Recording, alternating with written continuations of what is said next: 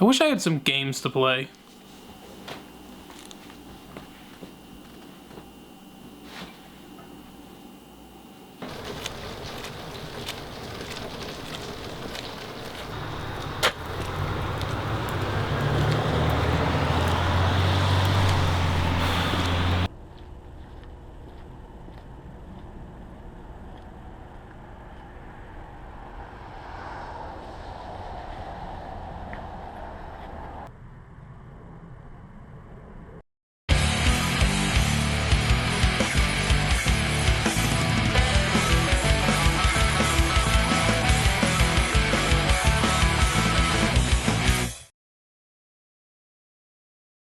As someone who plays a lot of video games, it's nice not to risk full retail for a game you're not 100% sure of.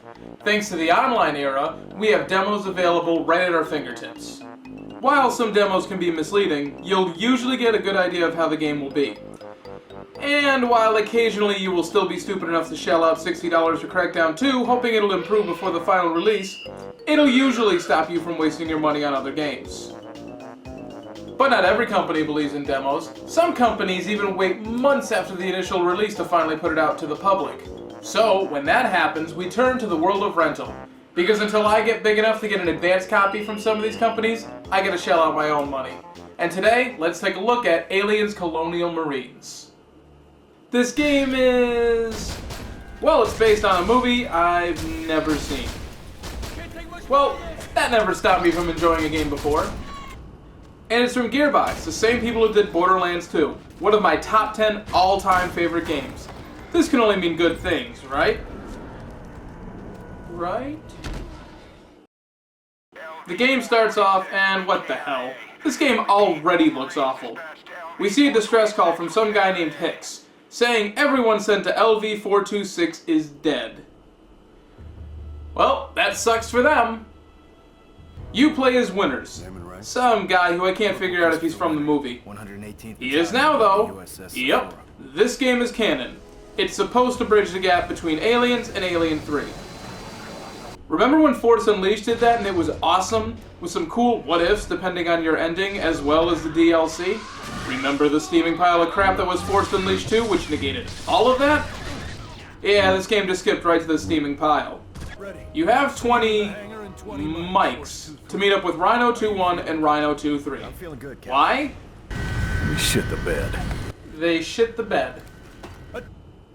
You thoroughly inspect your weapon like you're a Halo fanboy, then off to the tutorial. The controls are pretty good. I mean, they're pretty much identical to Borderlands. Now I'm locked in here.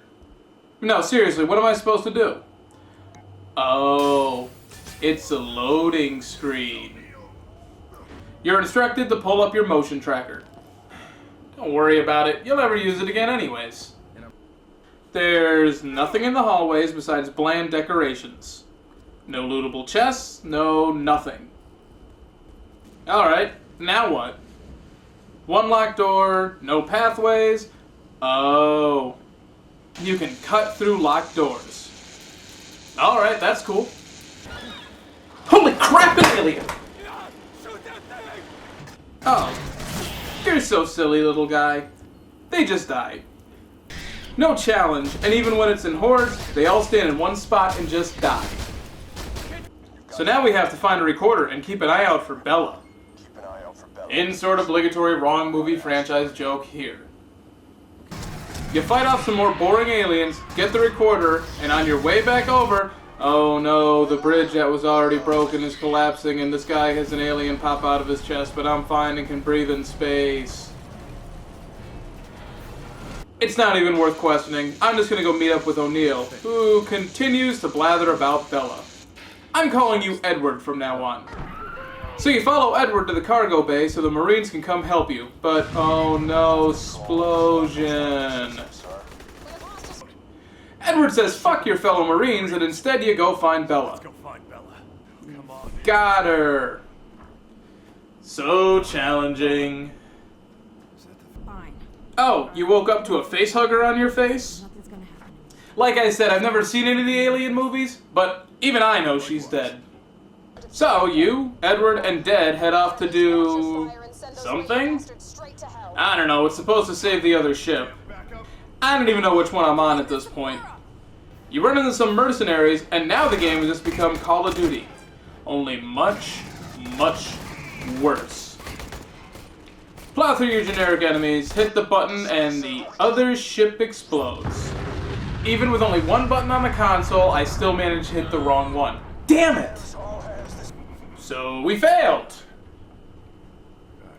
Oh well, next boring mission. Oh no, I crashed into a planet. Something about setting up a turret and... I won't lie, I'm not even paying attention anymore. Actually, I walked away and had my friend play for a bit. I didn't even know we crashed on a planet until I watched this again. Just in case you're wondering exactly how uninspired the environments were. Go to open this door and... Hey! The hell? Literally, the power went out. No, seriously, I blew a fuse. I guess it's a sign that maybe I should give up on this god-awful single-player campaign. But, there is one other part of this game that is supposedly gonna save it. If you believe the rumors, the single-player campaign was outsourced to Timegate Studio, the company behind the universally panned Time Shift. That explains a lot. Sega denies these claims, but they also deny that Sonic should be killed off as a franchise. So what that equates to is the multiplayer should be the saving grace. I'm not one for multiplayer, but might as well give it a shot. Anything's better than this crap. Oh boy. Oh boy, I hate when I'm wrong. The multiplayer is way worse than the single player. When you're playing as the Marines, it's a bland, typical tacked-on experience. Why is that bad? Well, the multiplayer is supposed to be the focus of this game. It's freaking Gearbox! Playing as a Xenomorph, though, is a whole other experience. An even worse one. It's awful, it's broken, and yeah, it feels cool to mow down soldiers like they're nothing, but it's just not fun. Yes, you feel like you have an advantage, especially if you can sneak up on them. But sneaking isn't about skill so much as learning to use the broken controls. Much like many other broken games of this in previous generations, you adapt to the game itself and learn how to play the game through its brokenness. That is not the same as learning to play a game, especially one that is by a company with two very solid titles, and considering this game seems to use a very similar engine. So, skip the multiplayer altogether. In a generation of bland, unnecessary multiplayer added-ons for game longevity, this is the worst I've seen. Do you even need to ask what my final verdict is? It might be one of the worst games I've played this generation, maybe even of the last 10 years. The single-player campaign takes about 5 hours, and while I actually prefer a shorter game if it's of high quality, this one is completely terrible, bland, and a story insulting of such an important film franchise. The multiplayer, which is advertised as the strength of the game, is actually worse. Don't buy it, don't rent it, and if you're offered a copy for free, burn it with fire. I guess the upside to the game is, well, I got 3 free golden keys for Borderlands 2, which I'll save for whenever the level cap increases. Next week, it's my birthday, so I figured I'd look at a game I got for a present 20 years ago. And it's possibly worse than this game. I need a new freaking job. Oh, god damn it!